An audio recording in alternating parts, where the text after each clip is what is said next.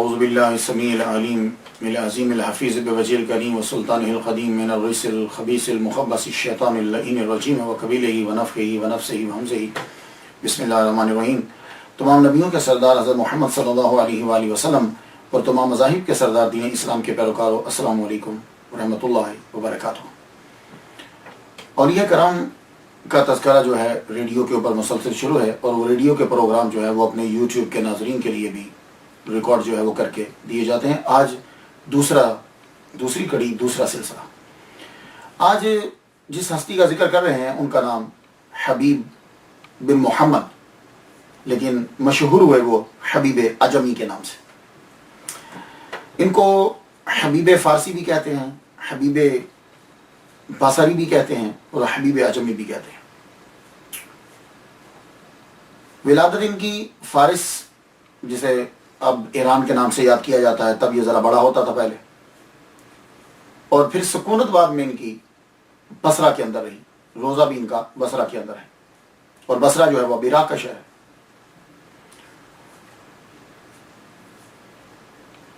پہلی صدی ہجری جو ہے اس کے اندر آپ کی ولادت ہے، یعنی یہ بھی حضرت حسن بصری رحمۃ اللہ علیہ کے خلیفہ ہیں، مرید ہیں، انہی کے ہاتھ پہ انہوں نے توبہ کی ہے۔ آئیے دیکھتے ہیں کہ ان کی لائف جو ہے وہ کس طرح چینج ہوتی ہے، وہ کون سا ٹرننگ پوائنٹ ہے کہ جس پوائنٹ کے اوپر جا کے ان کی لائف جو ہے وہ چینج ہو رہی ہے۔ اللہ تعالیٰ نے دولت بہت دی تھی، اور دولت جو ہے یہ اللہ تعالیٰ قرآن مجید میں کہہ چکا کہ یہ ایک آزمائش ہے، بہت بڑی آزمائش، اور نبی کی زبان سے جو ہمیں معلوم ہوتا ہے اس سے پتہ چلتا ہے کہ دولت جو ہے وہ بہت بڑی آزمائش ہے، چھوٹی آزمائش نہیں ہے، اور ہمارے لیے بہت بڑی آزمائش ہے۔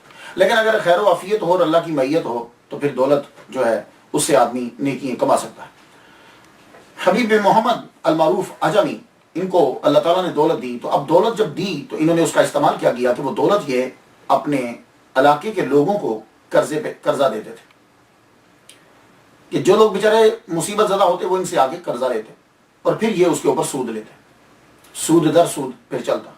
طریقہ کار ان کا کیا تھا سود لینے کا؟ گھر کا خرچہ جو ہے وہ یہ کس طرح چلاتے تھے؟ جن لوگوں کو قرضہ دیا ہے ان کے ہاں پیسے لینے چلے جاتے ہیں۔ ہاں بھائی تم لوگوں نے وعدہ کیا تھا پیسے دو، وہ جی پیسے تو نہیں ہیں، اچھا تو پھر اب میں آیا ہوں، اتنی دور سے سفر کر کے میں آیا ہوں، تو میں واپس جاؤں گا، میرے ٹائم کی پرائس دو، قیمت دو، تو میں تو کچھ نہ کچھ تو لے کے جاؤں گا۔ تو پھر کیا کرتے کہ ان کے گھر میں سے کوئی نہ کوئی چیز اٹھا کے لے جاتا۔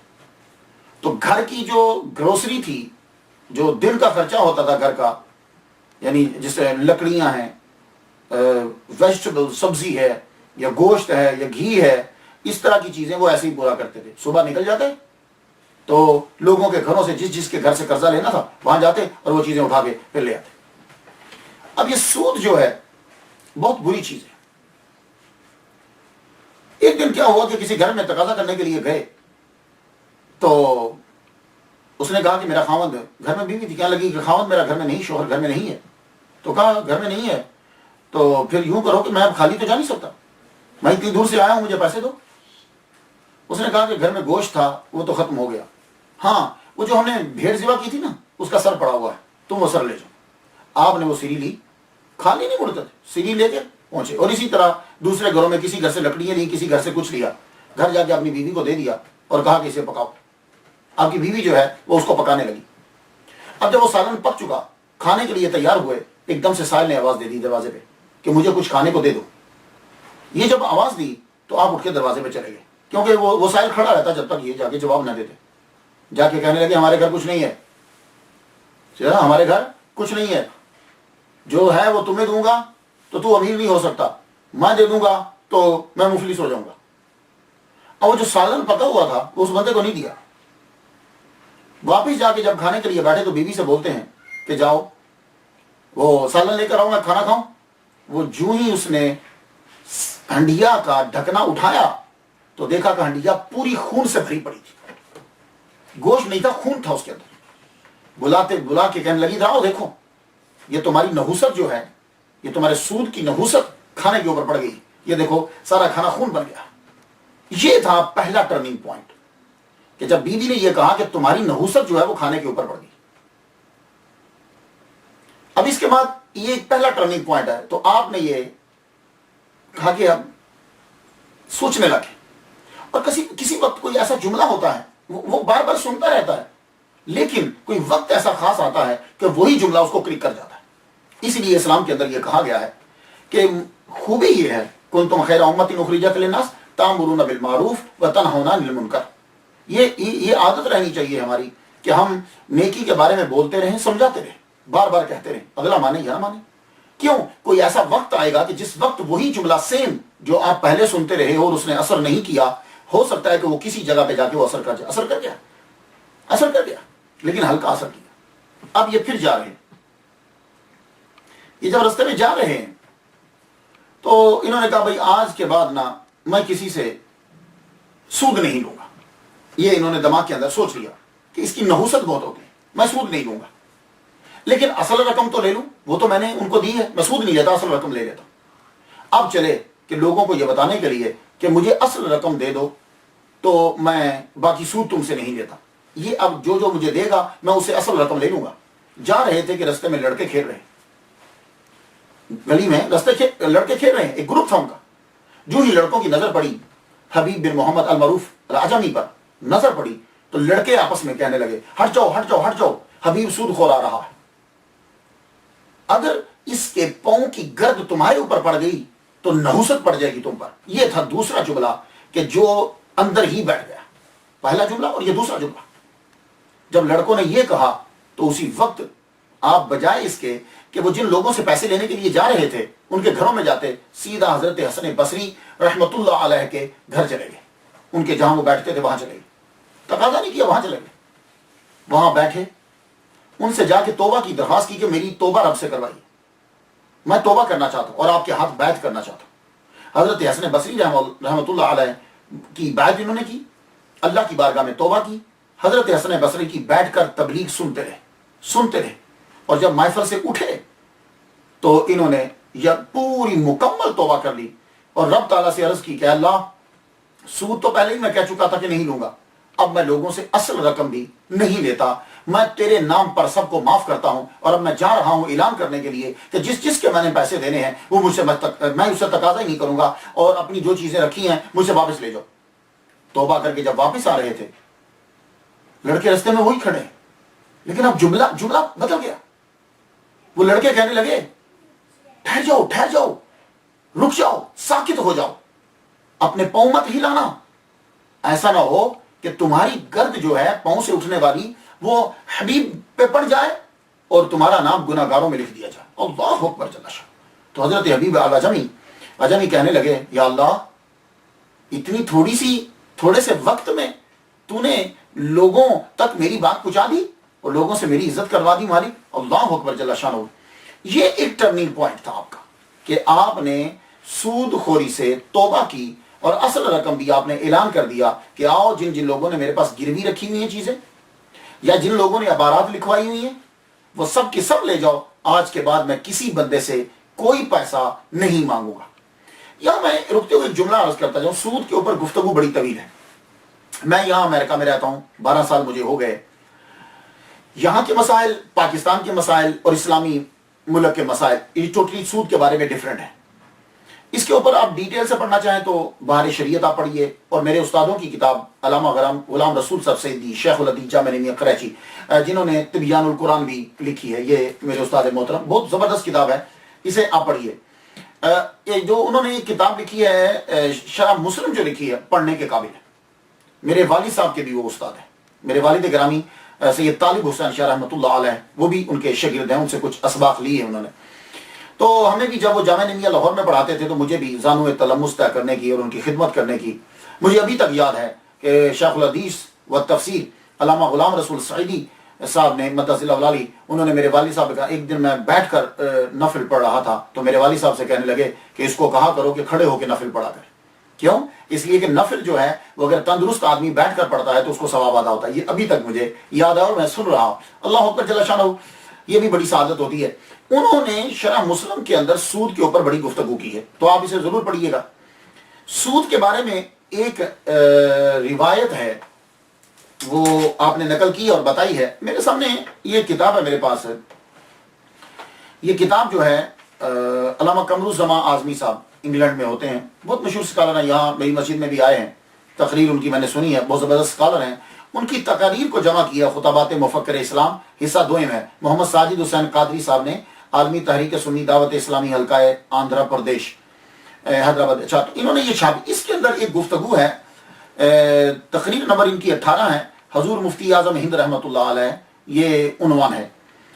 اس کے تحت جو ہے وہ ایک جگہ میں پڑھ رہا ہوں تو اس کا پیج نمبر 475 ہے، کہتے ہیں کہ میں مفتی اعظم ہند کے ساتھ سفر کر رہا تھا تو سود وغیرہ کے مسائل سے بہت سے شبہات میرے ذہن میں رہے، دارالحرب میں خاص طور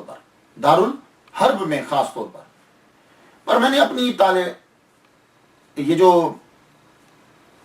فکر ہے، حضرت مفتی غلام محمد صاحب کے ساتھ ہم لوگ سفر کر رہے تھے کیش کال کا، اکثر جیپ میں ان کے باہر والے حصے میں بیٹھتا تھا تاکہ میں اپنے سرکار کو ہواؤں سے بچا سکوں، ٹھنڈی ٹھنڈی ہواؤں سے اچھا کوشش کرتا تھا میں نے کہا کہ حضور حضرت عمر کا قول ہے کہ ربا بھی چھوڑ دو اور شبہ ربا بھی چھوڑ دو، دارالحرب میں جو منفعت حاصل ہوتی ہے اگر ربا کے ذیل میں نہیں تو شبہ ربا کے ذیل میں تو آئے گی۔ فرمایا قمر الزمان لا نفی جنس کے لیے استعمال کیا گیا ہے، لا ربا بین مسلم و عربی فی دار الحرب، اور ایک اور بھی ہے لا ربا بین المسلم والکافر، کہ جب مسلمان کافر سے لین دین کرتا ہے تو وہ بیچ میں جو ہوتا ہے وہ ربا نہیں کہلاتا، لیکن سیم وہی چیز جب مسلم ممالک میں ہو تو وہ جو ہے ربا جو ہے وہ کہلاتی ہے۔ یعنی اس کے لیے 3 شرطیں جو ہیں وہ قرار دی گئی ہیں، ایک یہ ہے کہ اس کے اوپر حاکم جو ہے وہ مسلمان نہ ہو، دوسری ہے کہ اس کی سرحد کے ساتھ کوئی مسلم ملک نہ لگتا ہو، تیسری جو ہے وہ یہ ہے کہ وہاں آزادی نہ ہو اسلام کی۔ تو اس کے بارے میں گفتگو کرتے ہوئے انہوں نے یہ کہا کہ میں عرض کرنا چاہتا ہوں، میں نے کہا حضور دوسری عرض ہے دارالحرب کی قید ہے اور ہندوستان دارالحرب آج تک قرار نہیں دیا گیا، تو آپ نے فرمایا تقریر زیلائی دیکھو، امام زیلائی رحمہ اللہ نے اس کو دراصل قید اتفاقی کہا ہے، قید حقیقی اور لازمی نہیں کہا، واللہ العزیز میں نے قدم چوم لیے۔ یہ کتابیں عام طور پر مطالعے میں نہیں ہوتی اور مفتی اعظم ہند کو کبھی کسی نے مطالعہ کرتا ہوا نہیں دیکھا، مگر حوالہ دے رہے ہیں۔ تو یہ میں آپ کو بتانا چاہتا ہوں کہ سود کا مسئلہ جو ہے امریکہ کے اندر، کینیڈا کے اندر، یہاں جو ہے ذرا ڈیفرنٹ ہے، لیکن میں عرض یہ کرنا چاہوں گا کہ ایک چیز ہوتی ہے فتویٰ، ایک چیز ہوتی ہے تقویٰ۔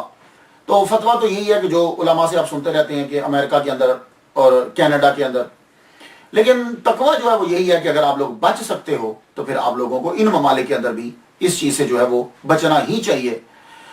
تو سود جو ہے حضرت حبیب اعظمی نے اسے چھوڑا، اصل تقاضا بھی چھوڑ دی، اللہ تعالیٰ نے پھر ان کو بڑا مقام عطا فرمایا۔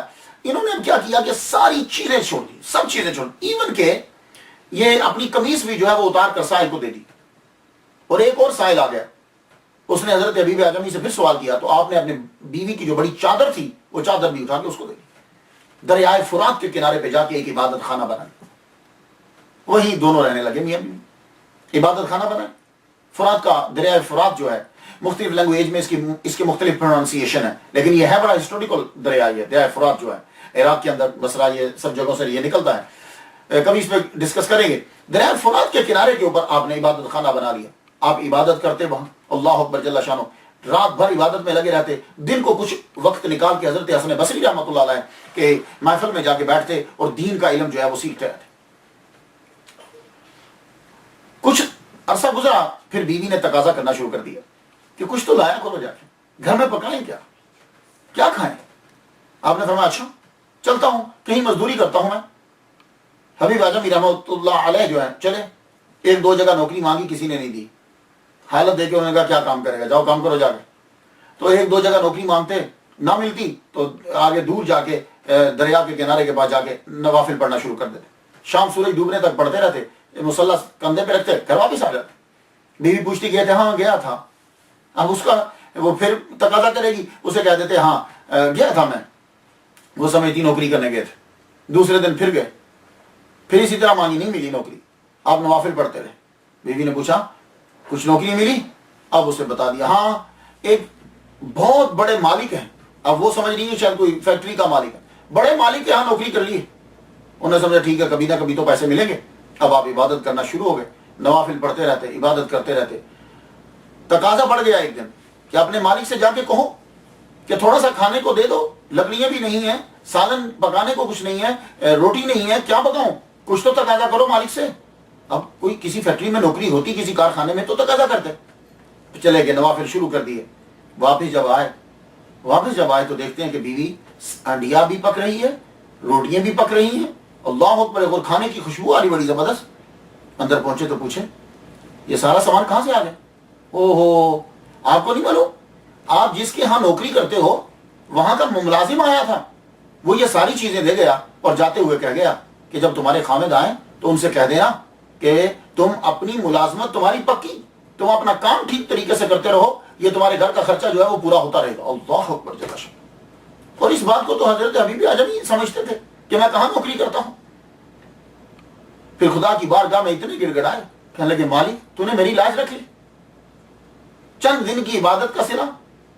پھر آپ نے یکسر ہی سب کام کی طرف دھیان ختم کر دیا, عبادت میں لگے رہتے, مستجاب الدعوات بن گئے. اب دنیا سے دھیان بالکل ہٹ گیا حبیب اعظمی کا, دنیا سے دھیان ہٹ گیا. اور جب دنیا سے دھیان ہٹ جاتا ہے پھر انسان مستجاب الدعوات بن جاتا ہے, پھر اس کی مکمل نظر اللہ پہ ہو جاتی ہے, پھر اللہ تعالیٰ اس کی ہر بات کو جو ہے وہ قبول کرتا ہے.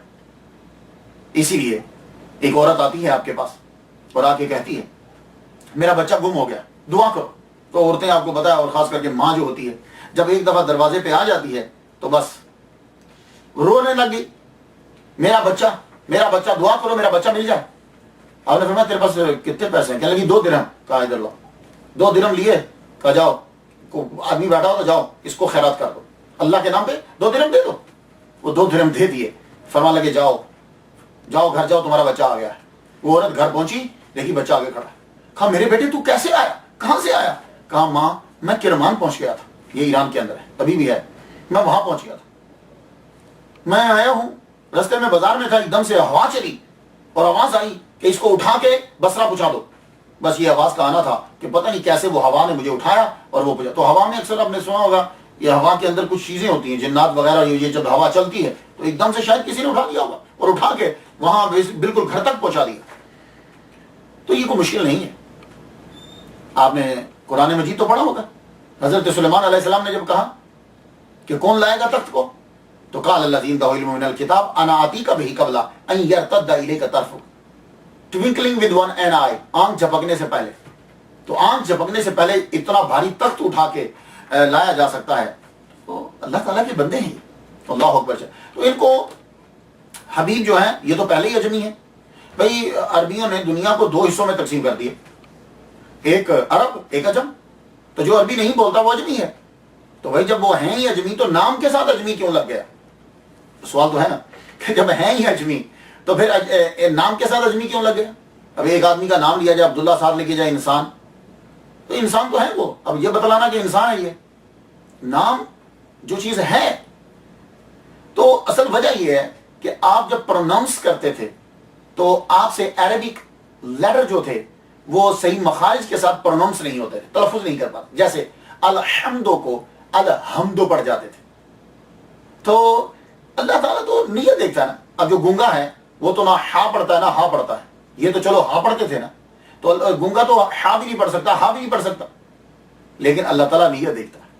تو پروردگار عالم, تو یہ اس لیے ان کو ایک ریزن یہ بتائی جاتی ہے کہ اس لیے ان کو اجمی کہا جاتا ہے کہ یہ قرآن مجید کو پروناؤنس نہیں کر پاتے. لیکن جب قرآن مجید پڑھا جاتا تھا پھر قرآن کو بڑے غور سے سنتے تھے اور روتے تھے, ساروں کتاب روتے تھے. تو لوگ پوچھتے ہیں آپ کو قرآن سمجھ میں آتا ہے؟ کہنے لگے ہاں, میری زبان اجمی ہے, دل میرا عربی ہے. اللہ اکبر. یہ جملہ بڑا زبردست ہے, یہ جملہ کمال کا جملہ ہے. میں نے اس کو ٹائٹل کے اوپر لکھا کہ میری زبان اجمی ہے لیکن دل میرا عربی ہے, کیونکہ ہمارے محمد صلی اللہ علیہ وآلہ وسلم کی زبان جو ہے وہ عربی ہے. پروردگار عالم نے اتنا جو ہے وہ ان کو ملکہ عطا فرمایا عبادت کے اندر, اللہ اکبر جل شانہ. اور پھر ان سے ایک وظیفہ ملتا ہے, وہ وظیفہ سماعت کیجئے تو اجازت چاہوں گا. ان سے ایک وظیفہ مجھے ملا ہے, وہ وظیفہ آپ میں سے جتنے لوگ سماعت کر رہے ہیں آپ بھی اس وظیفے کو استعمال کیجئے. وہ وظیفہ ظالموں سے بچنے کے لیے اور مشکلات سے بچنے کے لیے. وہ وظیفہ کیا ہے؟ یہ جو میں نے جو پڑھا اس میں لکھا ہوا ہے 2 مرتبہ آیت الکرسی, 2 مرتبہ قل هو اللہ احد, پوری سورہ 2 مرتبہ, اور 2 مرتبہ آمن الرسول بما انزل علیہ من ربی والمؤمنون کل آمن باللہ، سورہ بقرہ کی آخری آیات جو ہیں 2 مرتبہ یہ پڑھیں، پڑھنے کے بعد آپ پھونک مار دیجئے اور سپرد کر دیجئے، اللہ تعالیٰ دشمنوں کی نظر سے اسے محفوظ کر دے گا۔ اب میں اس کی مثال دے دوں، آپ نے کہاں سے لیا؟ حضرت حسن بصری رحمہ اللہ تعالیٰ کو حجاج بن یوسف کی پولیس پکڑنے کے لیے آ گئی۔ جب حجاج بن یوسف کی پولیس پکڑنے کے لیے آئی تو وہ دوڑے دوڑے حضرت حسن بصری کے گھر پہنچ گئے، حضرت حبیب اعجمی کے گھر پہنچ گئے۔ حبیب اعجمی کے جب گھر پہنچے تو کہنے لگے دیکھ میرے پیچھے پولیس لگی ہے تو میں اندر چھپنے لگا ہوں، کسی کو بتانا مت، کیونکہ وہ حجاج بن یوسف جو آپ کو پتہ ہی ہے کہ اس بندے نے کتنے لاکھ لوگ مار دیے، قتل کر دیے۔ تو اندر جب یہ جا کے چھپ گئے تو کتنا بڑا مکان ہوگا، کمرے میں چھپے، پولیس آ گئی پیچھے سے، بولی ادھر حسن بصری آئے تھے تم نے دیکھے؟ کہاں اندر ہے؟ حبیب اعجمی مرید اور خلیفہ ہیں، کہنے لگے ہاں اندر ہیں۔ وہ اندر گئے، واپس آ کہنے لگے جھوٹ بولتے ہو، اندر تو کوئی نہیں ہے۔ کہا یار اندر ہے، میرے سامنے اندر گئے ہیں۔ انہوں نے 7 مرتبہ دیکھا لیکن حضرت حسن بصری رحمۃ اللہ علیہ نظر نہیں آئے، پولیس چلی گئی۔ حسن بصری رحمۃ اللہ تعالیٰ کمرے سے باہر آ گئے، کہنے لگے تم نے تو پھنسانے کا مکمل منصوبہ بنا لیا تھا، میں نے جو تمہیں کہا تھا مت بتانا۔ کہنے لگے میں جھوٹ بولتا، یہ میرے سچ کی وجہ سے آپ بچ گئے کہ میں نے سچ بولا تو آپ ان کو نظر ہی نہیں آئے۔